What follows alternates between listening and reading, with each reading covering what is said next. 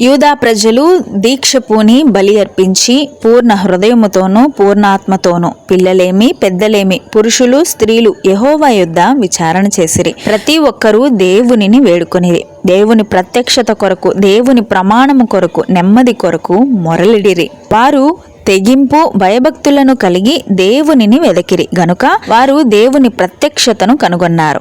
వారి చుట్టూనున్న దేశస్థులతో యుద్ధములు లేకుండా నెమ్మదిగా జీవించినట్లు దేవుడు వారిని ఆశీర్వదించెను. మన కుటుంబాల్లో కూడా కొన్నిసార్లు యుద్ధ వాతావరణాలు ఏర్పడుతుంటాయి. ద్విత్వార్థాలు, ద్విమనస్సు, గొడవలు పడాలనే మనస్తత్వం, మనలో ఉన్న లోపాలు సరిచేసుకొనక ఎదుటి వారిని తప్పు పట్టడం, మరలా దేవుని పేరును అనవసరమైన సందర్భాలలో ప్రస్తావించడం వంటివి ఉన్నాయి. అంటే అభిషక్తుడైన దేవుడు వారిలో లేరని. ఒకవేళ నీవు గనక ఆ స్థితిలో ఉంటే దీక్ష పూని పట్టుపట్టి ప్రార్థించి సరిచేసుకో. దేవుని ప్రత్యక్షత పొంది నెమ్మదితో జీవించు.